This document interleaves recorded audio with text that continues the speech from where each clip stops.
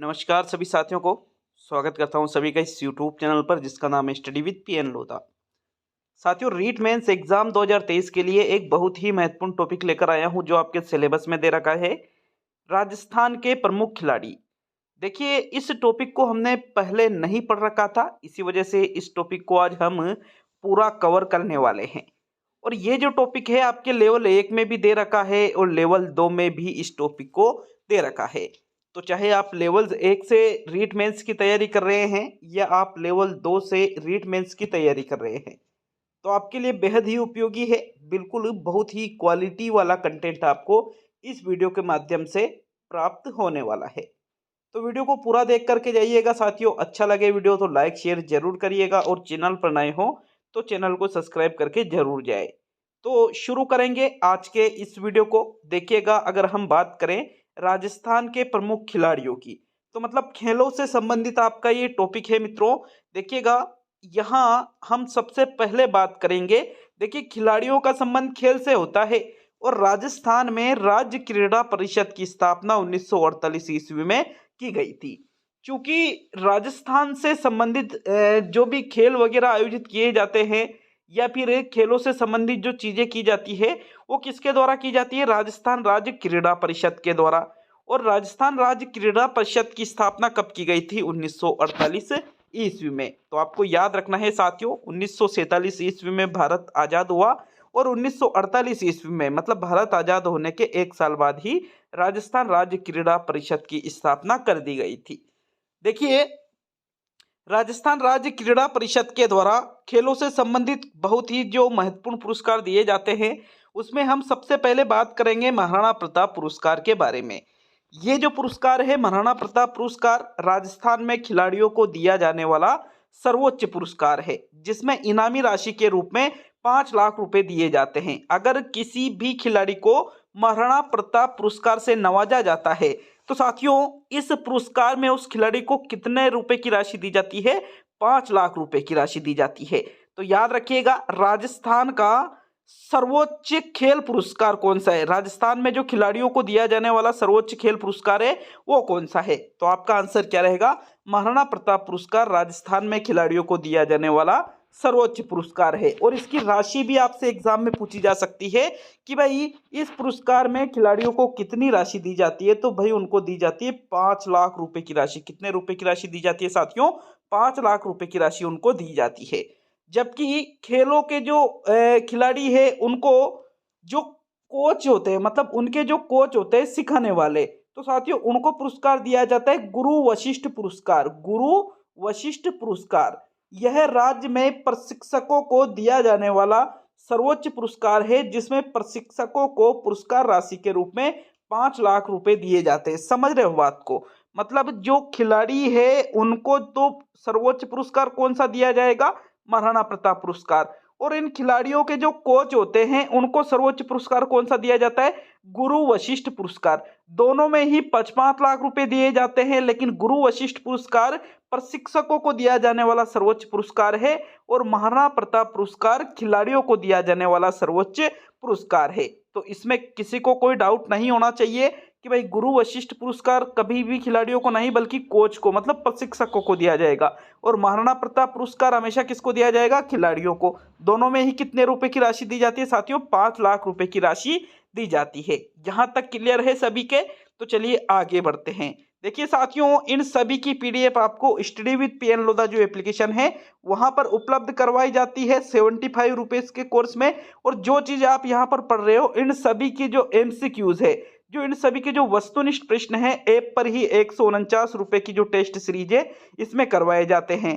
उसमें लगभग 90+ टेस्ट अभी तक हो चुके हैं और नवंबर में यदि आप इस टेस्ट सीरीज को ज्वाइन करते हो तो जो आपने ऐप पर साथियों 90 टेस्ट अटेंड नहीं किए हैं तो वो 90 टेस्ट आप अटेंड कर सकते हो। और अभी जो चल रहे हैं रोजाना 2 टेस्ट डाले जाते हैं, तो साथियों प्रत्येक दिन 2 टेस्ट मैराथन टेस्ट भी लेवल 1 प्लस लेवल 2 के लिए वहां पर उपलब्ध है जिसकी फीस मात्र 149 रुपए ही रखी गई है। मैराथन टेस्ट में संपूर्ण 150 प्रश्न आपको देखने को मिल जाते हैं। तो ऐप को डाउनलोड जरूर करिएगा। ऐप का लिंक मैंने कमेंट बॉक्स में भी दे दिया है और आप प्ले स्टोर पे डायरेक्टली सर्च कर सकते हो स्टडी विद पीएन लोधा, तो आपको एप्लीकेशन मिल जाएगी। अगर आगे हम बात करें राजस्थान क्रीड़ा परिषद के द्वारा आयोजित विभिन्न खेल प्रतियोगिताएं, तो इसमें जो आपके एग्जाम में प्रश्न पूछने के बहुत ही ज्यादा चांसेज है वो है राजस्थान ग्रामीण ओलंपिक खेल प्रतियोगिता। मोस्ट इंपोर्टेंट है भाई, राजस्थान ग्रामीण ओलंपिक खेल प्रतियोगिता जिसकी शुरुआत 2021 में की गई थी। कब की गई थी? राजस्थान ग्रामीण ओलंपिक खेल प्रतियोगिता की शुरुआत अगर डायरेक्टली प्रश्न पूछ ले तो आपका आंसर क्या रहेगा? 2021 में राजस्थान ग्रामीण ओलंपिक खेल प्रतियोगिता की शुरुआत की गई थी।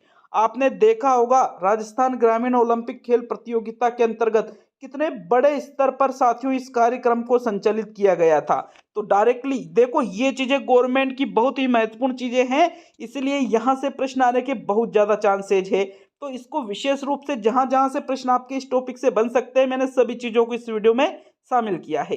डायरेक्टली प्रश्न बनेगा राजस्थान ग्रामीण ओलंपिक खेल प्रतियोगिता की शुरुआत कब हुई थी? तो आपका आंसर क्या रहेगा भाई? 2021 में राजस्थान ग्रामीण ओलंपिक खेल प्रतियोगिता की शुरुआत हुई थी। देखिए राजस्थान ग्रामीण ओलंपिक में जो जिन खेलों को शामिल किया गया था वो खेल भी आपसे पूछे जा सकते हैं। जैसे इसमें कबड्डी को शामिल किया गया था, वॉलीबॉल को शामिल किया था, हॉकी को शामिल किया था, क्रिकेट को शामिल किया था जिसमें टेनिस बॉल होती थी, खो खो को शामिल किया था जो सिर्फ बालिकाओं के लिए था, और शूटिंग बॉल भी इसमें थी साथियों जिसमें सिर्फ बालकों को शामिल किया गया था। तो पहला प्रश्न क्या बना कि राजस्थान ग्रामीण ओलंपिक की शुरुआत कब हुई? 2021 में। और राजस्थान ग्रामीण ओलंपिक में कितने खेलों को शामिल किया गया था? मोस्ट इंपोर्टेंट क्वेश्चन, कितने खेलों को शामिल किया गया था? तो आपका आंसर क्या रहेगा भाई? 6 खेलों को इसमें शामिल किया था। 6 खेलों के नाम याद रखने पड़ेंगे। Kabaddi, volleyball, hockey, cricket, kho kho, shooting ball. Cricket में टेनिस बॉल से था, प्रतियोगिता में क्रिकेट की जो बॉल थी वो टेनिस बॉल थी। खो खो में सिर्फ बालिकाओं को भाग लिया गया खो खो में, और शूटिंग बॉल में सिर्फ बालकों के द्वारा। तो मतलब वह खेल कौन सा है राजस्थान ग्रामीण ओलंपिक के अंतर्गत जिसमें सिर्फ बालिकाओं ने भाग लिया था? तो खो खो। जिसमें सिर्फ बालकों ने भाग लिया तो शूटिंग बॉल। क्रिकेट में, कबड्डी में, वॉलीबॉल में और हॉकी में इसमें बालक और बालिकाओं की कोई बाध्यता नहीं थी। तो यहां से बहुत ही इंपॉर्टेंट आपके प्रश्न बन जाते हैं साथियों। 6 ही खेलों के नाम याद रखने हैं और ये भी याद रखने हैं कि कौन कौन से खेल ऐसे हैं जिसमें सिर्फ बालक या बालिकाओं को सम्मिलित किया गया था। यहां तक क्लियर है सभी के? तो चलिए आगे बढ़ेंगे। आगे हम बात करेंगे। देखिए राजस्थान ग्रामीण ओलंपिक का आयोजन जो किया गया था वो 4 स्तर पर किया गया था। कितने स्तर पर? 4 स्तर पर। और इन 4 स्तरों में सबसे पहले आता है ग्राम पंचायत स्तर, फिर था ब्लॉक स्तर, फिर था जिला स्तर और फिर था राज्य स्तर। मतलब पहले तो ग्राम पंचायत स्तर पर खेलों का आयोजन किया गया और यहाँ की जो विजेता टीम थी वो कहाँ पर गई साथियों? जैसे एक ब्लॉक में जितने भी ग्राम पंचायतें थी सभी जगह से टीमें आई और वो कहाँ पर भिड़ी आपस में? ब्लॉक स्तर पर भिड़ी। ब्लॉक स्तर पर जो टीमें जीती वो कहाँ पर गई? जिला स्तर पर गई। और जिला स्तर पर जिस टीम ने जीत दर्ज की वो कहाँ पर गई साथियों? राज्य स्तर पर गई। मतलब राजस्थान ग्रामीण ओलंपिक का आयोजन कितने स्तरों पर हुआ? 4 स्तरों पर हुआ। सबसे छोटा स्तर कौन सा था? ग्राम पंचायत। और सबसे उच्च स्तर कौन सा था? राज्य स्तर था साथियों। तो ये भी आप सभी को क्लियर याद रखना है। देखिए आगे हम बात करेंगे ये जो राजस्थान ग्रामीण खेल ओलंपिक प्रतियोगिता जो थी, इस प्रतियोगिता का वर्तमान में नाम परिवर्तित कर दिया गया है राजीव गांधी ग्रामीण ओलंपिक खेल प्रतियोगिता। देख रहे हो ना बात को? इसका वर्तमान में नाम चेंज कर दिया है। क्या नाम रखा था? राजीव गांधी ग्रामीण ओलंपिक खेल प्रतियोगिता। पहले तो क्या था? पहले तो इसका नाम क्या था? राजस्थान ग्रामीण ओलंपिक खेल प्रतियोगिता। लेकिन बाद में इसका नाम वर्तमान में क्या कर दिया गया? राजीव गांधी ग्रामीण ओलंपिक खेल प्रतियोगिता। तो नाम बिल्कुल वर्तमान का भी आपको याद रखना है और पहले वाला भी आपको नाम याद रखना है। वर्तमान का आपसे पूछा जा सकता है। तो वर्तमान में इसका नाम क्या है? राजीव गांधी ग्रामीण ओलंपिक खेल प्रतियोगिता। देखो अब हम बात करेंगे राजस्थान के प्रमुख खिलाड़ियों के बारे में कि आपके टॉपिक बिल्कुल दे रखा है राजस्थान के प्रमुख खिलाड़ी, लेकिन खिलाड़ी किससे संबंधित होते हैं? खेल से संबंधित। इसी वजह से हमने इन चीजों को भी इसमें सम्मिलित किया है साथियों। मोस्ट इंपोर्टेंट चीजें हैं ये, बहुत ही इंपॉर्टेंट टॉपिक है। आपके 100% यहाँ से क्वेश्चन आएगा और वीडियो को पूरा देखोगे तो यूं मान लीजिए आपका प्रश्न राइट हो जाएगा। आप वीडियो को पूरा देखते हो और उस चीजों को सही से समझते हो। तो देखिए, सबसे पहले प्रमुख खिलाड़ियों में हम किसकी बात करने वाले हैं? कृष्णा पुनिया की हम बात करने वाले हैं कि जो कृष्णा पुनिया है, इनका जन्म हुआ था अघोरा नामक स्थान पर, जो पड़ता है हरियाणा में। कहाँ पर हुआ था कृष्णा पुनिया का जन्म? अघोरा में, हरियाणा, जो हरियाणा में पड़ता है, यहाँ कृष्णा पुनिया का जन्म हुआ था। देखिए, अगर बात करें तो कौन से खेल से संबंधित, तो इनका जो खेल था वो था डिस्कस थ्रो। खेल भी आपसे पूछा जा सकता है भाई ना, अगर प्रश्न पूछ लिया कि कृष्णा पुनिया का संबंध किस खेल से था, तो आपका आंसर क्या रहेगा? डिस्कस थ्रो से किसका संबंध है? कृष्णा पुनिया का। 2010 में दिल्ली में आयोजित राष्ट्रमंडल खेलों में इन्होंने स्वर्ण पदक जीता था। समझ रहे हो ना बात को? प्रश्न पूछ लिया कि कृष्णा पुनिया ने कब राष्ट्रमंडल खेलों में स्वर्ण पदक जीता था, तो आपका आंसर क्या रहेगा? जो 2010 में दिल्ली में आयोजित राष्ट्रमंडल खेल हुए थे, उसमें कृष्णा पुनिया के द्वारा कौन सा पदक? गोल्डन। साथियों, यहाँ पर स्वर्ण पदक इनके द्वारा, गोल्डन मेडल जिसको हम कहते हैं, गोल्डन मेडल, गोल्ड मेडल जिसको हम कहते हैं, स्वर्ण पदक साथियों इनके द्वारा जीता गया था। इनके कोच की अगर हम बात करें, कृष्णा पुनिया के कोच कौन थे? वीरेंद्र पुनिया। प्रश्न भी आपसे कोच के बारे में भी पूछा जा सकता है। 2010 में अर्जुन पुरस्कार व 2011 में इनको पद्मश्री से सम्मानित किया गया। अभी चूरू की सादुलपुरा सीट से कांग्रेस विधायक है। कौन? कृष्णा पुनिया। तो आपको ये सारी चीजें याद रखनी है। जो कृष्णा पुनिया है, खेल आपको याद रखना है। सबसे इंपॉर्टेंट चीज जहां से प्रश्न बनता है वो रहेगा डिस्कस थ्रो। दूसरा इंपॉर्टेंट प्रश्न बनेगा कि इनको स्वर्ण पदक इन्होंने कब जीता, तो 2010 में। कोच का नाम क्या है? वीरेंद्र पुनिया। और अर्जुन पुरस्कार से इनको कब सम्मानित किया, तो 2010 में। और 2011 में इनको कौन से पुरस्कार से? पद्मश्री पुरस्कार से इनको सम्मानित किया गया। नेक्स्ट जो खिलाड़ी है उसको देख लेते हैं साथियों। तो दूसरे जो खिलाड़ी है, हम बात करेंगे अपूर्वी चंदेला के बारे में। किसके बारे में? अपूर्वी चंदेला के बारे में। देखिए, अपूर्वी चंदेला का जो जन्म हुआ था राजस्थान के जयपुर में। कहाँ पर? राजस्थान के जयपुर में अपूर्वी चंदेला का जन्म हुआ था। इनका जो संबंध है वो है निशानेबाजी से। कौन से खेल से संबंध है अपूर्वी चंदेला का? तो निशानेबाजी से इनका संबंध है। 10 मीटर एयर राइफल से संबंधित है। 10 मीटर एयर राइफल, जो निशानेबाजी शूटिंग प्रतियोगिता होती है साथियों, उसमें 10 मीटर एयर राइफल से इनका संबंध है। 2016 में अपूर्वी चंदेला को अर्जुन पुरस्कार से सम्मानित किया गया। 2014 में ग्लासगो में आयोजित राष्ट्रमंडल खेलों में स्वर्ण पदक व 2018 में गोल्ड कोस्ट में आयोजित राष्ट्रमंडल खेलों में कांस्य पदक इनके द्वारा जीता गया था। तो भाई अपूर्वी चंदेला से संबंधित 2-3 प्रश्न ज्यादा इंपॉर्टेंट बन जाते हैं। कौन कौन से इंपॉर्टेंट प्रश्न बनते हैं कि भाई कहाँ की? तो जयपुर की थी ये। किस खेल से संबंधित है? तो ये भाई निशानेबाजी से संबंधित है। अर्जुन पुरस्कार इनको कब दिया गया अपूर्वी चंदेला को? 2016 में। इन्होंने स्वर्ण पदक कब जीता था राष्ट्रमंडल खेलों में? 2014 में। और कांस्य पदक कब जीता था? 2018 में। इतना ही है अपूर्वी चंदेला के बारे में। आगे हम बात करेंगे साथियों रवि बिश्नोई की। तो बिल्कुल, अगर आप क्रिकेट देखते हो तो आपको रवि बिश्नोई का नाम भी जरूर याद होगा मित्रों। देखिए, रवि बिश्नोई राजस्थान के जोधपुर के रहने वाले हैं। कहाँ के रहने वाले हैं? जोधपुर के रहने वाले हैं। क्रिकेटर है। किस खेल से संबंधित है संबंध है इनका? तो इनका संबंध आपके जो क्रिकेट खेल है साथियों, इससे इनका संबंध है। किनका? रवि बिश्नोई का। लेग स्पिनर है ये, मतलब स्पिन बॉल कराते हैं। बॉलर के रूप में इनको ख्याति प्राप्त हुई है। भारतीय क्रिकेट टीम में ये शामिल हो चुके हैं। इनका पदार्पण जो है, पदार्पण का मतलब क्या हुआ कि जिस मैच में ये पहली बार भारत के लिए अंतर्राष्ट्रीय क्रिकेट खेला, तो इनका जो पदार्पण था वो वेस्ट इंडीज के खिलाफ ईडन गार्डन में खेला गया। और वहीं पर ये मैन ऑफ द मैच भी चुने गए थे। जो वेस्ट इंडीज के खिलाफ इन्होंने पदार्पण मैच किया था ईडन गार्डन में, वहीं पर ये मैन ऑफ द मैच भी चुने गए थे। देखो, एक और नाम आता है खलील अहमद का। किसका नाम आता है? खलील अहमद। खलील अहमद भी कहाँ का है? राजस्थान के ही है खलील अहमद भी। और ये जो खलील अहमद है, इनका संबंध भी किससे है? क्रिकेट से ही है। और ये साथियों, ये बॉलर, इनकी जो ख्याति है वो फास्ट बॉलर के रूप में है।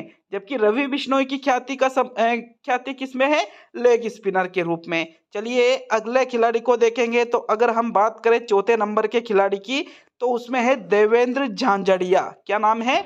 देवेंद्र झांझड़िया। मोस्ट इंपोर्टेंट खिलाड़ी है भाई, ये आपके मोस्ट इंपोर्टेंट खिलाड़ी। बात करेंगे अब हम देवेंद्र झांझड़िया के बारे में। तो ये राजस्थान के चूरू जिले के हैं। कहाँ के हैं ये?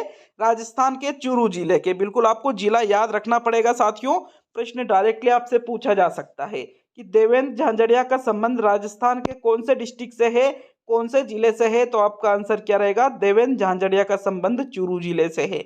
देखिए, पैरा ओलंपिक जेवलिन थ्रो के लिए ये पहचाने जाते हैं। जो पैरा ओलंपिक जेवलिन थ्रोअर है, उस खेल के लिए ये पहचाने जाते हैं। जेवलिन थ्रोवर का नाम तो आपने सुन रखा होगा साथियों। ये पैरा ओलंपिक में 2 स्वर्ण जीतने वाले प्रथम भारतीय खिलाड़ी है। समझ रहे हो बात को? पैरा ओलंपिक में, जो पैरा ओलंपिक जो गेम होते हैं, इसमें 2 स्वर्ण जीतने वाले प्रथम भारतीय खिलाड़ी कौन है? तो आपका आंसर क्या रहेगा? देवेंद्र झांझड़िया। देखो एक चीज को समझो, देवेंद्र झांझड़िया चूरू जिले राजस्थान के हैं, लेकिन प्रथम भारतीय खिलाड़ी जिन्होंने पैरा ओलंपिक में 2 गोल्ड मेडल जीते हैं, तो उसमें आपका किसका नाम आता है? देवेंद्र झांझड़िया का नाम आता है। तो यहां से प्रश्न बनने के बहुत ज्यादा चांसेज है कि पैरा ओलंपिक खेलों में 2 स्वर्ण पदक जीतने वाले प्रथम भारतीय खिलाड़ी कौन है? तो आपका आंसर क्या रहेगा? देवेंद्र झांझड़िया आपका बिल्कुल सही उत्तर होगा साथियों। ये इन्होंने जो प्रथम स्वर्ण पदक जीता था ये 2004 में जीता था, और इन्होंने जो दूसरा स्वर्ण पदक जीता था ये 2016 में जीता था। 2020 के टोक्यो ओलंपिक में इन्होंने रजत पदक जीता। ठीक है ना? जो 2020 में टोक्यो ओलंपिक के जो खेल हुए थे, वहां पर इन्होंने रजत पदक, भाई पदक कितने होते हैं? एक तो स्वर्ण पदक होता है, एक रजत पदक होता है और एक कांस्य पदक होता है। इस प्रकार से 3 पदक दिए जाते हैं खिलाड़ियों को। जैसे राष्ट्रमंडल के खेल है, पैरा ओलंपिक के खेल है। तो ये साथियों, पैरा ओलंपिक में सबसे पहले 2 स्वर्ण जीतने वाले भारतीय कौन खिलाड़ी बने थे? देवेंद्र झाझड़िया। पहला स्वर्ण पदक इन्होंने कब जीता था? 2004 में, और दूसरा स्वर्ण पदक इन्होंने कब जीता था? 2016 में। जबकि 2020 का जो टोक्यो ओलंपिक का जो खेल, टोक्यो ओलंपिक के जो गेम हुए थे, उसमें इन्होंने रजत पदक भी जीता था। तो यह आपके कौन से खिलाड़ी है? देवेंद्र झांझड़िया। चलिए अगले खिलाड़ी की ओर बढ़ेंगे। तो साथियों, 5वें खिलाड़ी की ओर बढ़ते हैं। 5वें जो प्रमुख खिलाड़ी में हम पढ़ने वाले हैं वो है अवनी लेखरा। भाई ये मोस्ट इंपोर्टेंट नाम है। अवनी लेखरा आपको एग्जाम में देखने को मिलेगा ही मिलेगा। ये नाम बहुत ही इंपॉर्टेंट है मेरे हिसाब से। जहां तक मुझे ऐसा लगता है कि अवनी लेखरा का नाम आपको पेपर में देखने को मिलने वाला है साथियों। बात करेंगे हम अवनी लेखरा के बारे में। तो अवनी लेखरा का संबंध राजस्थान के कौन से जिले से है? जयपुर जिले से। जयपुर जिले की रहने वाली है कौन? अवनी लेखरा। साथियों, डायरेक्टली प्रश्न बनेगा कि अवनी लेखरा का संबंध कौन से खेल से है? तो इनका संबंध है निशानेबाजी से। किससे है साथियों?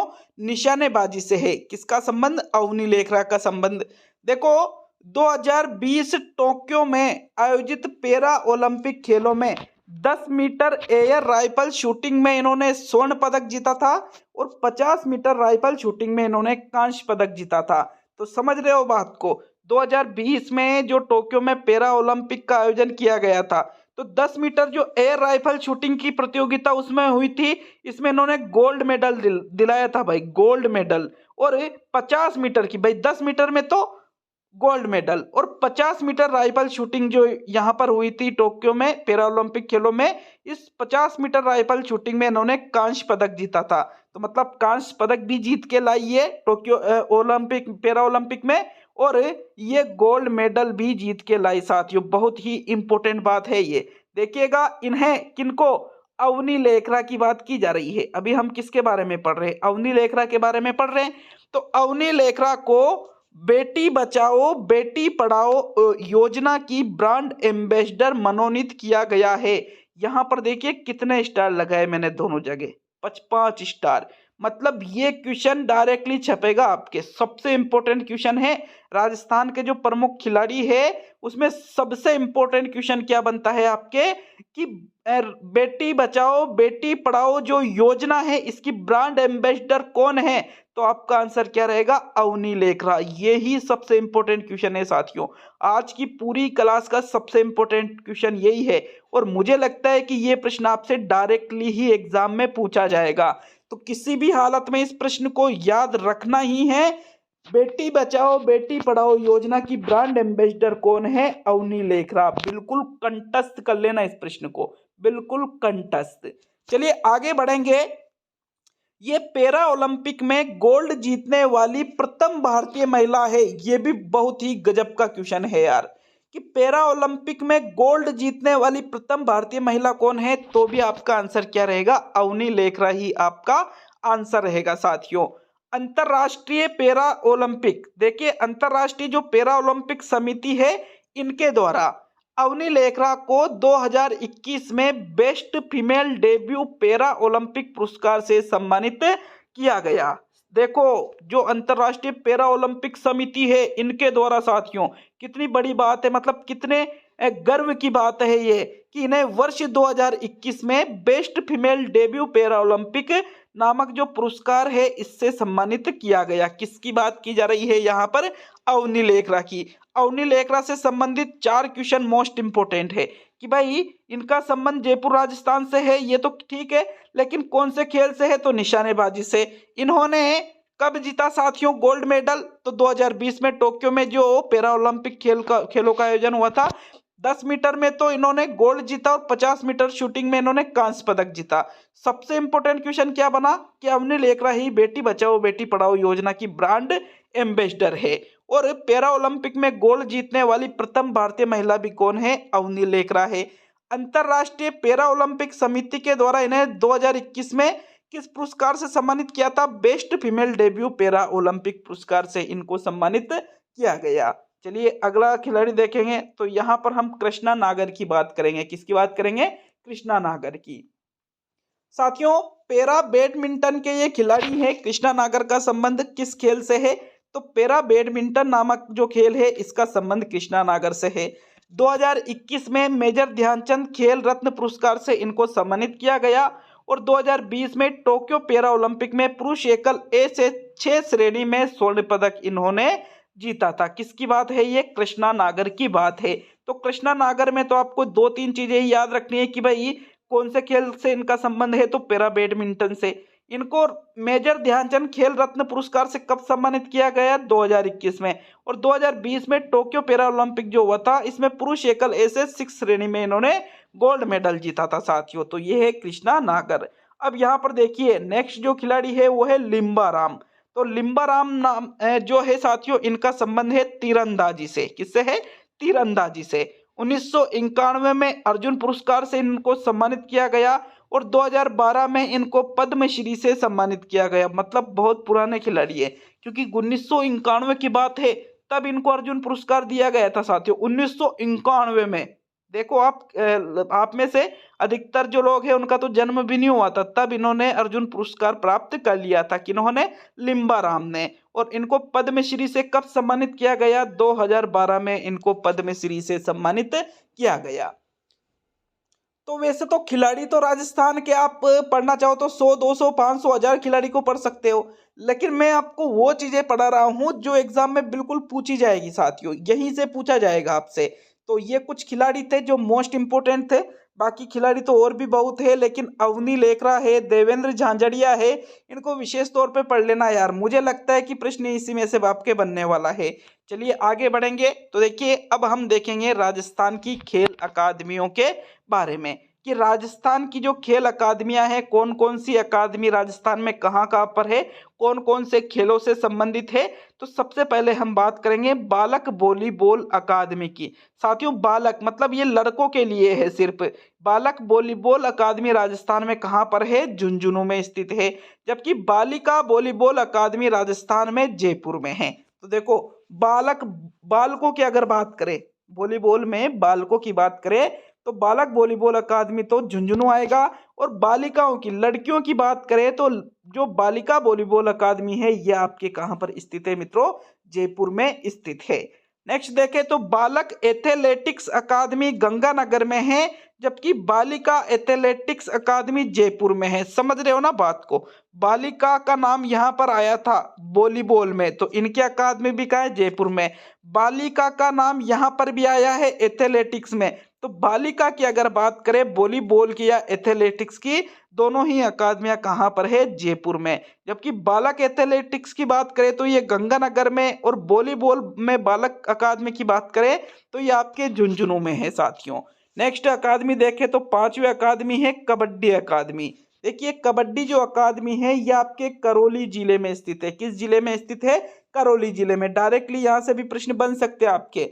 जबकि बात करें अब हम बालक तीरंदाजी अकादमी की, तो साथियों बालक की बात है, ये बालिका की नहीं बात है।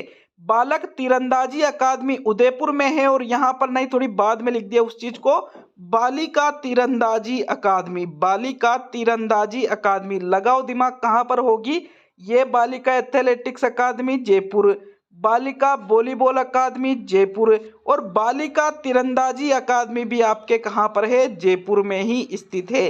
तो मतलब बालिकाओं का जहाँ जहाँ पर नाम आया सभी अकादमी आपके कहाँ पर है? जयपुर में है। जबकि बालक तीरंदाजी अकादमी कहाँ पर है साथियों? उदयपुर में है। नेक्स्ट हम बात करेंगे तैराकी अकादमी के बारे में। तो तैराकी से संबंधित जो अकादमी राजस्थान में है वो है कोटा जिले में। किस जिले में है साथियों? कोटा जिले में। जबकि बालक बास्केटबॉल अकादमी आपके जैसलमेर में है, और वापिस नाम आया बालिका बास्केटबॉल अकादमी, तो ये भी कहाँ पर है? आपके जयपुर में। समझ रहे हो बात को? अभी तक जितनी भी अकादमियां बालिकाओं से संबंधित है सारी की सारी अभी हमने कहाँ पढ़ी साथियों? जयपुर में पढ़ी। तो मतलब एक फैक्टर तो अभी आपको याद रखना ही नहीं है कि बालिकाओं से संबंधित अकादमी पूछ ले तो आपको क्या उत्तर रहेगा आपका? जयपुर। लेकिन बालकों की अकादमी अलग अलग जगह पर है। जैसे बालक बास्केटबॉल अकादमी कहाँ पर है? जैसलमेर में, और बालिका बास्केटबॉल अकादमी कहाँ पर है? जयपुर में स्थित है। साथियों बालक फुटबॉल अकादमी आपके जोधपुर में स्थित है। तो अगर मैं कहूं कि बालिका फुटबॉल अकादमी तो फिर क्या दिमाग लगाओगे? चलिए आगे देखते हैं उस चीज को। बालक फुटबॉल अकादमी जोधपुर में स्थित है, जबकि बालिका फुटबॉल अकादमी आपके वापस कहां पर आ गई?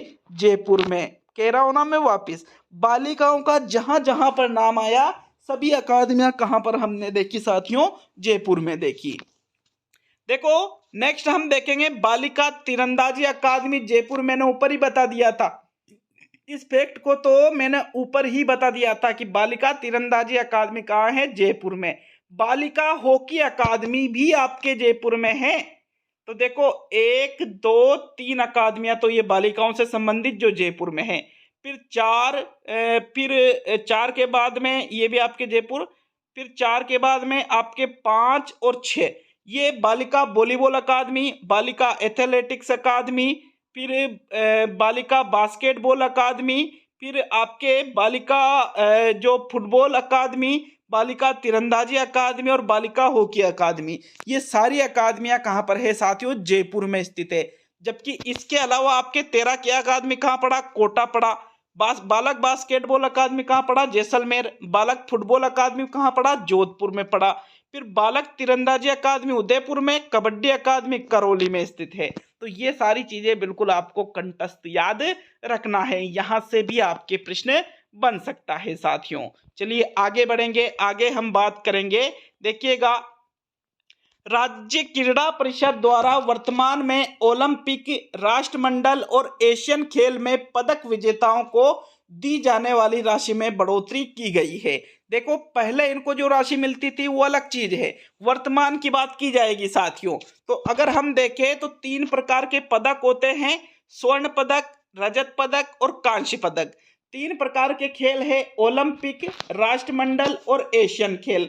देखो अगर ओलंपिक खेल में कोई खिलाड़ी राजस्थान का स्वर्ण पदक जीत के लाता है तो उसको 3 करोड़ की राशि राज्य क्रीड़ा परिषद के द्वारा दी जाती है। अगर ओलंपिक में रजत जीत कर लाता है तो 2 करोड़ की राशि, और ओलंपिक में कांस्य जीत के लाता है तो 1 करोड़ की राशि खिलाड़ी को दी जाती है। जबकि अगर खेल राष्ट्रमंडल हो साथियों तो राष्ट्रमंडल के खेलों में स्वर्ण पदक पर 1 करोड़, रजत पदक पर 60 लाख और कांस्य पदक पर 30 लाख रुपए की राशि दी जाती है।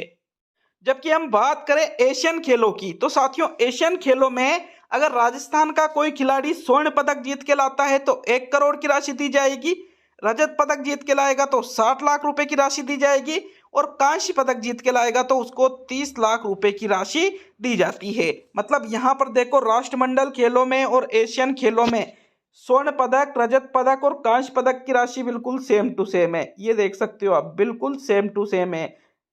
गोल्ड मेडल पर 1 करोड़ है दोनों जगह, रजत पर 60 लाख है और कांस्य पर 30 लाख है। ये राष्ट्रमंडल और एशियन खेलों में है। जबकि ओलंपिक में गोल्ड पे 3 करोड़, रजत पे 2 करोड़ और कांस्य पर 1 करोड़ की राशि दी जाती है। और ये राशि किसको दी जाती है? जो राजस्थान के जो खिलाड़ी है साथियों, इनको दी जाती है। किसके द्वारा? राज्य क्रीड़ा परिषद के द्वारा ये राशि दी जाती है। तो यहां से भी आपके प्रश्न बन सकता है। बिल्कुल अच्छे से आपको ये राशि के बारे में याद रखना है साथियों। नेक्स्ट हम बात करेंगे टोक्यो ओलंपिक 2020 के बारे में, कि जो ओलंपिक के खेल हुए थे टोक्यो में साथियों 2020 में, तो इस ओलंपिक में राजस्थान के जिन खिलाड़ियों ने भाग लिया था वो भी आपसे पूछा जा सकता है। तो सबसे पहले हम बात करेंगे अपूर्वी चंदेला के बारे में। हमने जो पढ़ा है जयपुर में, ये जयपुर की रहने वाली है, 10 मीटर एयर राइफल में इन्होंने भाग लिया था। भावना जाट जो राजसमंद की है, 20 किलोमीटर पैदल चाल में इन्होंने भाग लिया था। अर्जुन लाल जाट जो जयपुर के हैं, नौकायान में इन्होंने भाग लिया था। और दिव्यांश पवार जो जयपुर के हैं, 10 मीटर एयर राइफल में इन्होंने भाग लिया था। तो ये कुछ खिलाड़ी थे साथियों जिन्होंने टोक्यो में जो ओलंपिक खेलों का आयोजन हुआ था 2020 में, इसमें राजस्थान के इन खिलाड़ियों ने भाग लिया था। जबकि टोक्यो पैरा ओलंपिक की अगर हम बात करें, ये तो टोक्यो ओलंपिक की बात है, बात करें टोक्यो पैरा ओलंपिक 2020 की, तो इसमें अवनी लेखरा का नाम आता है साथियों। जयपुर की रहने वाली है, 10 मीटर एयर राइफल में गोल्ड मेडल लेकर आई थी। और 50 मीटर एयर राइफल शूटिंग प्रतियोगिता में ये साथियों कौन सा मेडल लेकर आई थी? कांस्य मेडल लेकर आई थी। तो आपको ये चीज मैंने ऊपर भी पढ़ा दी है। देखो पूछा जा सकता है, टोक्यो पैरा ओलंपिक जो 2020 में हुआ था, इसमें अवनी लेखरा को क्या लेकर आई थी? Gold medal. और ये कुछ खिलाड़ी है जो टोक्यो ओलंपिक हुआ था 2020 में जो शामिल थे, अपूर्वी चंदेला, भावना जाट, अर्जुन लाल जाट और दिव्यांश पवार। एक चीज तो ये याद रखनी है कि ये कहाँ के रहने वाले थे और इन्होंने कौन से खेलों में भाग लिया, ये प्रश्न आपसे पूछा जा सकता है। तो इस प्रकार ये टॉपिक इतना ही है साथियों। मतलब मुझे लगता है वैसे तो बहुत बड़ा है टॉपिक तो, लेकिन मैंने वो सारी चीजें आपको यहाँ पर बिल्कुल क्लियर कर दी है जो जो चीजें आपसे एग्जाम में पूछी जा सकती है। देखिएगा यहाँ अगर हम देखें तो ये आपके टॉपिक लगभग पूरा होता है। अब जल्द ही अगले वीडियो में मिलेंगे साथियों। वीडियो अच्छा लगे लाइक शेयर करिएगा, और जो ऐप है इसको डाउनलोड करके 149 रुपए की टेस्ट सीरीज को जरूर ज्वाइन करिएगा। लेवल 1 और लेवल 2 के लिए ये टेस्ट सीरीज ऐप पर चलाई जा रही है। तो मिलते हैं नेक्स्ट वीडियो में। बहुत बहुत धन्यवाद सभी का वीडियो को पूरा देखने के लिए।